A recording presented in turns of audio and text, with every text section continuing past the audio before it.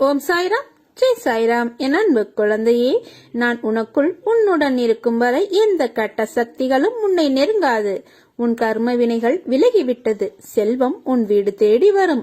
எந்த உறவு உன்னோடு இருந்தாலும் இல்லாவிட்டாலும் எப்போதும் உன்னோடு நான் இருப்பேன். உனக்கு துணையாக உன் சாயப்பா நான் இருப்பேன். நீங்கள் மகிழ்ச்சி அடைவீர்கள்.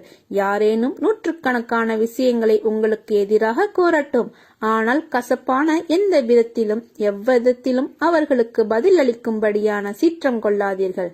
இவ்வாறான விஷயங்களை எப்போதும் சகித்துக் கொண்டிருப்பீர்களேயானால் நீங்கள் நிச்சயம் மகிழ்ச்சி அடைவீர்கள். பொறுமையும் நம்பிக்கையும் வேண்டும். இனியாவது உன்னை நீ காத்துக் கொள்வது நல்லது. உன்னை துரத்தி அடித்தவரும் உன்னை ஒதுக்கியவரும் காரணமில்லாமல் உன்னை காயப்படுத்தியவரும் வியக்கும் வண்ணம் நீ உயரப் போகிறாய். அதை நடத்தி காட்டுவேன். என் பக்தனாகிய நீ என்னை நினைத்துக் கொண்டிருக்கும் வேளையில் உன் துயரங்களை போக்குவது எனது கடமை. வெகு விரைவில் நடக்கும். கவலைப்படாமல் இரு. நான் உன்னுடன் வந்திருக்கிறேன். என்னை நீ இறுக பிடித்துக்கொள். உன்னை விட்டு நான் எங்கும் போக மாட்டேன். நீ பொறுத்திருந்து பார். நடக்கப் போவதை பார். கவலைப்படாமல் இரு. நான் உன்னுடன் வந்திருக்கிறேன். என்னை நீ பிடித்து கொண்டாய் அல்லவா? கவலை கொள்ளாதே, நல்லதே நடக்கும். திசை தெரியாமல் அலைந்து திரிந்து கொண்டிருந்த உன்னை இன்று எனது நேரடி பார்வையில் வைத்திருக்கிறேன். தன்னம்பிக்கையோடு இரு. நீ எதிர்பார்த்தது கிடைக்கவில்லை என்றால் எதிர்த்து போராடு. பயந்து ஒளியாதே. எதற்காகவும் பயப்பட வேண்டிய அவசியமில்லை. ஆசை, இன்பம், துன்பம், துயரம் இதற்கெல்லாம் முடிவே இல்லை. இதையெல்லாம் தாண்டி வந்தால்தான் நீ தேடி வந்த அற்புதமான சுகங்கள் உனக்கு கிடைக்கும். அன்று என்னை நீ முழுவதுமாக புரிந்து கொள்வாய். விரும்பிய வாழ்க்கையை நீ புரிந்து கொண்டு பிறகு ஏற்றுக்கொண்டு அனைத்தையும் சகித்துக் கொண்டு கடந்து வந்து விட்டாய். இனி கவலை எதற்காக? எதற்காக இந்த பயம்? நான் இருக்கிறேன். எவ்வளவு வேதனை, எவ்வளவு துயரங்கள், இதில் இருந்து நீ மீண்டு வந்திருக்கிறாய். நான் உன்னை கைவிடுவேனா? இனி நடக்கப் போவதை பார்த்து வியக்கப் போகிறாய். தைரியமாக இரு. நீ ஜெயிக்கப் போகிறாய். இது என் அன்பு வாக்கு, சத்திய வாக்கு. உன்னை தேடி நான் வரப்போகிறேன். நீ என்னை வரவேற்க தயாராக இரு. உன்னை மகிழ்விக்கவே நான் வருகிறேன். உனது கர்ம பலன்களை விலக்கி உன்னை அனைவரும் வியக்கும்படி செய்வேன். கவலைப்படாமல் இரு. என்னை வரவேற்க தயாராக இரு. உன்னையும் உன் குடும்பத்தையும் பாதுகாக்கவே நான் வரப்போகிறேன். அதுவரை பொறுமையாக நம்பிக்கையோடு இரு. நம்பிக்கைதான் வாழ்க்கை. அப்பா நான் இருக்கிறேன். என் பாதங்களில் நீ சிந்திய ஒரு துளி கண்ணீரும் வீண் போவாது. உன் மனதில் ஓடும் எல்லா எண்ணங்களும், ஆசைகளும், கனவுகளும் நான் அறிவேன். எதிர்காலத்தின் வாழ்க்கை எப்படி இருக்க வேண்டும் என்ற கனவுகளை அழகாக உன் மனதில் கோட்டை கட்டி வைத்துள்ளாய். அந்த மாளிகையில் உள்ள அனைத்து உறவுகளும் எப்படி இருக்க வேண்டும் என்ற உன்னுடைய எதிர்பார்ப்புகளும் அவர்கள் இன்னும் உனக்கு சொந்தமாகவில்லை. ஆனால் அவர்களை எப்படி பார்த்து கொள்ள வேண்டும் என்பதை உன் மனதின் எண்ணத்தை நான் உணர்கிறேன். உன் வாழ்க்கை அழகான எதிர்காலத்துடன் போர்க்காலமாகத்தான் இருக்க போகிறது. நீ எதற்கும் பயப்பட தேவையில்லை. உனக்கு நினைத்தது போன்ற வாழ்க்கை உனக்கு கிடைக்கும். ஆனால் வாழ்க்கை கஷ்டங்கள் இல்லாமல் எப்படி இருக்கும்? பகல் இரவு என இருப்பது போல இன்பம் துன்பம் என்ற இரண்டு பக்கங்களும் இருக்கும். வாழ்க்கையில் நிம்மதியான சந்தோஷமான சூழ்நிலைகள் அமைய வேண்டுமென்றால் சில மேடு பள்ளங்களை தாண்டித்தான் வந்தாக வேண்டும். உழைத்து அதற்கான தகுதியை நீ வளர்த்துக்கொள். நிச்சயம் நீ வெற்றி பெறுவாய். அதில் நான் உன்னை வெற்றி பெற வைப்பேன். நான் சில உனக்கு அறிவுரைகளை கூறுகிறேன். நிகழ்கால வாழ்வு என்பது மிகவும் முக்கியம். எதிர்காலம் நல்லதாய் அமைய வேண்டுமென்றால் என் சொல்படி நடந்து கொள். நான் கூறுவதை காதில் வாங்கிக் கொண்டு உன் புத்தியிலும் மனதிலும் பதித்து வை. உன் வாழ்க்கையில் நீ அடுத்த நிலைக்கு செல்ல போகிறாய். அதனால் இப்போது இருக்கும் துன்பத்தை பற்றி கவலைப்படாமல் உன் வேலையை தொடர்ந்து செய். நீ வெற்றி பெறுவாய். உனக்கு நான் துணையாக இருப்பேன். ஏன் இத்தனை கேள்வியும் கொதிப்பும்? உன் மனதில் இருக்கும் அனைத்தையும் நான் அறிவேன். நான் பெற்றெடுத்த பிள்ளை நீ. உன்னை விட்டு நான் எப்படி போவேன் என்று நீ எப்படி நினைக்கலாம்? உன்னை வலுப்படுத்தவே நான் வந்துள்ளேன். நீ அறிந்தது இந்த ஒரு ஜென்மத்தில்தான் நான் உன்னுடன் இருக்கிறேன் என்று. எல்லா ஜென்மத்திலும் உன்னுடன் தான் நான் இருக்கிறேன், இருந்தேன், இருப்பேன். உன் உயிரின் அகண்டமாய் உன்னுடன் தான் நான் இருப்பேன். உனக்கான எல்லாம் நான் தருவேன். கொஞ்சம் காலம் பொறுத்து கொண்டாய், இன்னும் கொஞ்சம் பொறுத்துக்கொள். உன்னை புறக்கணித்தவர் உன்னை தேடி நீ காட்டிய அன்பானது தூய்மையானது என்று உணர்ந்து வருவார்கள். உன் அன்புக்காக ஏங்கி உன் அருமையை புரிந்து வருவார்கள். உன் ரணப்பட்ட மனதிற்கு மருந்தாக உனக்கு சுகம் பெற செய்வேன். இப்போது உள்ள மனநிலை கஷ்டங்களை பார்த்து மறுத்து போய் கண்ணீர் வற்றி இருக்கிறாய். இதை அனைத்தும் நான் மாற்றி அமைப்பேன். நீ என் மேல் கொண்ட பக்தியானது உலகை விட பெரியது. உன்னை என் பிள்ளை என்று சொல்லும் போது ஏற்படும் ஆனந்தத்தை வார்த்தைகளால் சொல்லி உணர வைக்க முடியாது. என் பிள்ளைகளுக்கு வாழ்க்கையில் நல்ல விஷயங்கள் அடியெடுத்து வைக்கும் காலம் வந்துவிட்டது. நீ என் பிள்ளை, அன்புக்கு பெயர் கொண்ட பிள்ளை. உன் மனதில் குதர்க்கமான எண்ணங்கள் எழுந்தால் அதை விட்டுவிடு. அதை பெரிதாக எடுக்காதே. மனமும் புத்தியும் நமக்கு பாதி நண்பன், பாதி எதிரி. அதனால் அவற்றை என் பாதத்தில் வைத்துவிடு. நான் பார்த்துக் கொள்கிறேன். நிறை குறை என எல்லோரிடமும் உண்டு. அதை திருத்த நீ முயற்சி செய். இப்படி குறையுடன் இருக்கிறோமே என்று வருத்தப்படாதே. நான் இருக்கிறேன். என் ஆசியும் அருளும் உனக்கு உண்டு. நீ நன்றாக நலமுடன் நல்ல ஆரோக்கியத்துடன் வாழ்வாய். உன் அம்மாவாக அப்பாவாக என்றும் உன்னை அரவணைத்து காப்பேன். இந்த உலகத்தில் அனைத்து ஜீவராசிகளும் எனது கட்டளைக்கு உட்பட்டவை. அது யாராக இருந்தாலும் விதிக்கப்பட்ட கர்ம பலன்களை அனுபவித்தே ஆக வேண்டும். இது உலக நியதி. ஆனால் உனது கர்ம பலனையும் அனைத்து ஜீவராசிகளின் கர்ம பலன்களையும் சேர்த்து நான் சுமந்து கொண்டிருக்கிறேன். நீ செய்யும் அனைத்திற்கும் கணக்கு வைத்திருக்கிறேன். எனக்கு தெரியாது என்று மட்டும் நினைக்காதே. ஒவ்வொரு செயலிற்கும் தனித்தனியாக கணக்கு வைத்திருக்கிறேன். எல்லாவற்றையும் செய்துவிட்டு எப்படி உன்னால் அழைக்க முடிகிறது? என்னை எப்படி எனது நாமத்தை உச்சரித்துக் கொண்டிருக்கிறாய்? உன் மனதில் எந்த சலனமும் இல்லாமலாயிருக்கிறாய்? நான் உனது பாவ மூட்டையை சுமந்து கொண்டிருக்கிறேன். நீ செய்த தவறை உணர்ந்து கிடைத்த வாழ்க்கையை நிம்மதியாக வாழ கற்றுக்கொள். என் மீது முழுமையாக பக்தியை செலுத்து. உனக்குள் இருக்கும் கெட்ட எண்ணங்களை மாற்றுவதற்கு வழி செய்து கொண்டிருக்கிறேன். உனது சுபாவத்தை மாற்றிக்கொள்ள முயற்சி செய். உனக்கு வாழ்க்கையில் ஏற்பட்ட துயரங்களை விரைவில் அகற்றி உனக்குள் இருக்கும் கெட்ட சிந்தனைகளை ஒழிக்கப் போகிறேன். காத்திரு. நீ எனது பிள்ளை. உன்னை கண்டிக்க புத்தி புகுட்ட எனக்குத்தான் உரிமை இருக்கிறது. கவலைப்படாமல் இரு. நீ மாறப்போகிறாய். பொது வாழ்க்கையை அனுபவிக்கப் போகிறாய். தைரியமாக இரு. ஜெயிக்கப் போகிறாய். அன்று என்னை புரிந்து கொள்ள முயற்சி செய்வாய். பேச முடியாமல் தவிப்பாய். என்னை தேடி அலைந்து ஓடி வருவாய். ஆனந்தத்தில் என்னை பார்த்து அழுது விடுவாய். உன்னை தோற்க விடுவேனா? அதற்காகவா நான் உன்னை தேடி வந்திருக்கிறேன்? கவலைப்படாதே.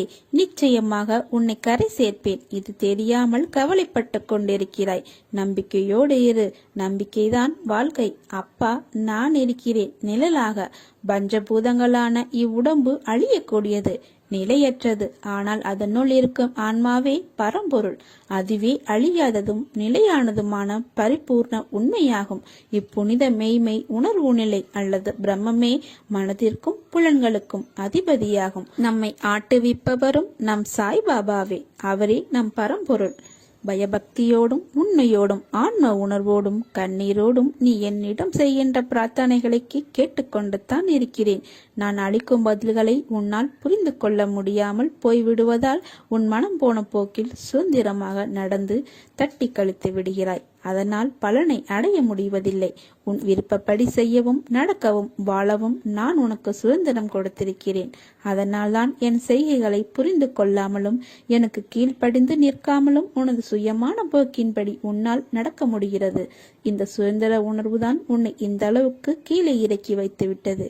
கீழே இறங்கி விட்டோமே என்று வருத்தப்படுகிறாய். கீழே வந்து விட்ட போதும் உன்னை நினைத்து பெருமைப்படுகிறேன். உனது இரக்கமுள்ள குணம், பிறருக்கு உதவ வேண்டும் எனும் உன்னத மனோபாவம், இந்த நிலையிலும் பிறர் கஷ்டப்படுவதை காண சகிக்காத மனம், இருக்கும் இடத்திற்கு விசுவாசத்துடன் நடந்து கொள்ள வேண்டும் என்று நினைத்து அதன்படி நடந்து வந்தால்தான் கீழ்நிலைக்கு இறங்க நேர்ந்தது என்று நினைக்கிறாய். கெட்டவர்களும் கெடுமதி உள்ளவர்களும் நன்றாக இருக்கும்போது நல்லவர்களான நாங்கள் மட்டும் ஏன் கஷ்டப்பட வேண்டும்? கஷ்டத்தை மட்டும் ஏன் கடவுள் எங்களுக்கு பரிசாக தர வேண்டும் என்று நினைக்கிறாய்? உன்னை போல நல்லவர்களும் இப்படித்தான் புலம்புகிறார்கள். இது இன்றோ நேற்றோ தொடங்கி நடந்து வருகிற விஷயம் அல்ல. காலம் காலமாய் நல்லவர்கள் புலம்பும் தொடர்கதைதான். நான் உன்னிடம் பிரத்யட்சியமாக விளங்க வேண்டும் என்றால் நீ கஷ்டப்பட்டுத்தான் ஆக வேண்டும். ஏனெனில் நான் நல்லவர் மனதில் மட்டுமே வாழ முடியும். கெட்டவர்கள் மனதில் எனக்கு இடமேது? இப்படி உன்னை கஷ்டப்படுத்தி வாழ்வதால் என்ன பலன் என்று நீ நினைக்கலாம்.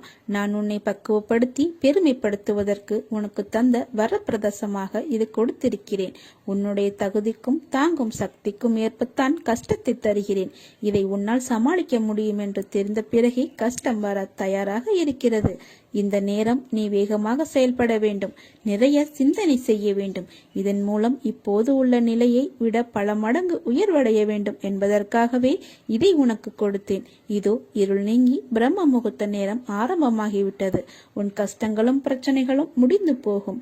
எல்லாம் நல்லதாகவே நடக்கும். எல்லா துன்பங்களும் விலகி புத்துணர்வோடு நீ இருக்க போகிறாய். சோர்ந்து போகாதே, தைரியமாக இரு.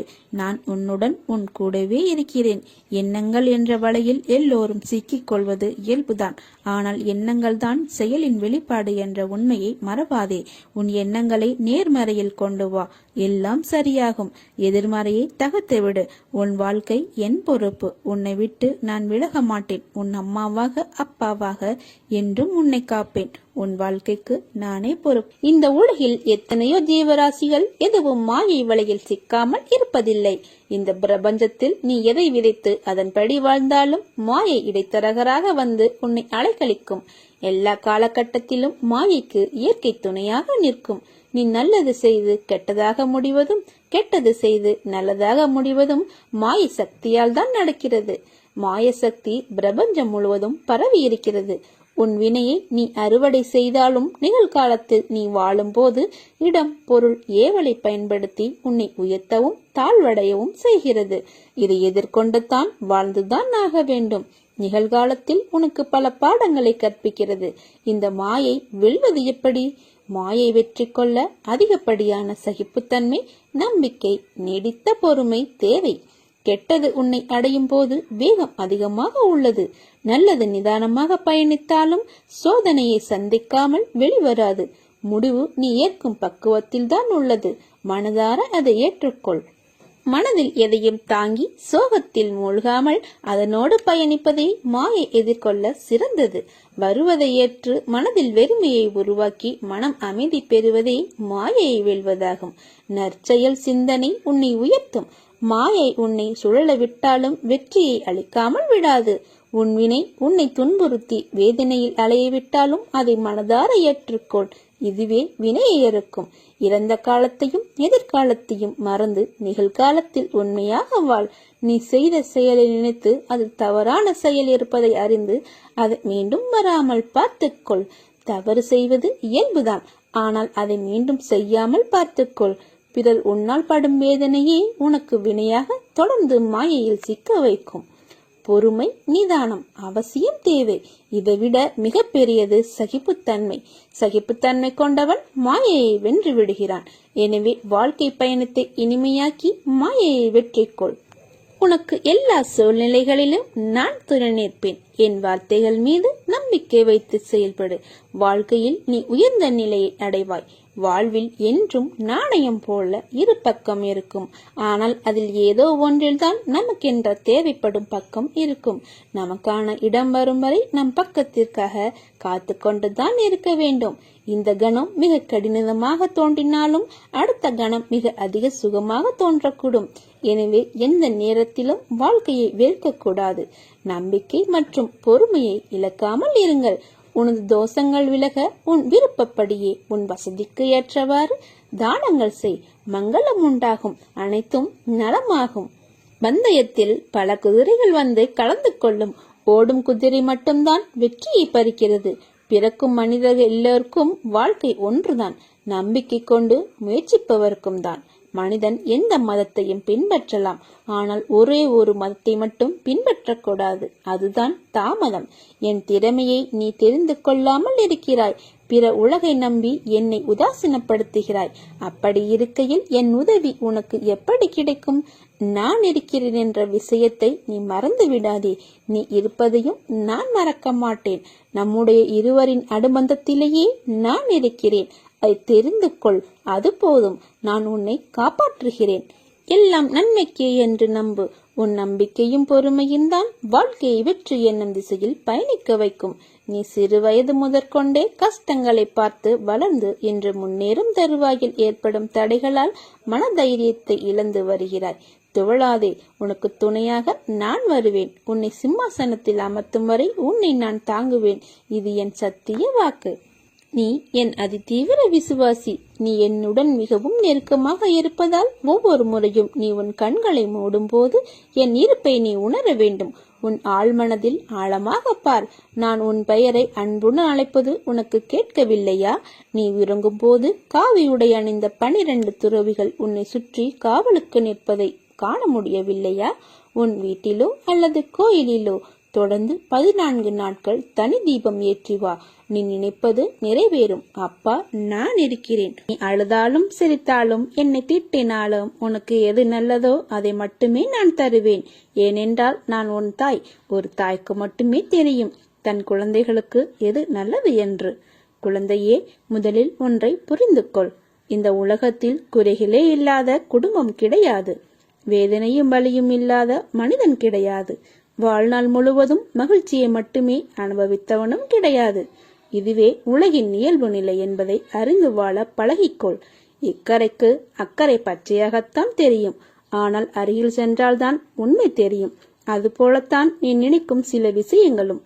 நான் உன் வாழ்வில் செய்ய நினைத்தது எதுவுமே தடைப்படாது. ஆகவே கவலைப்படாதே. உனக்கு எது நல்லதோ அது நடந்தே தேரும். இன்றைக்கு உன்னிடம் பிடிவாதத்தை உன் சாயப்பா கண்டேன். என் பிள்ளைக்கு வாழ்க்கையில் எல்லாம் கிடைக்க வேண்டும் என்றுதான் உன் சாயப்பாவின் ஆசை.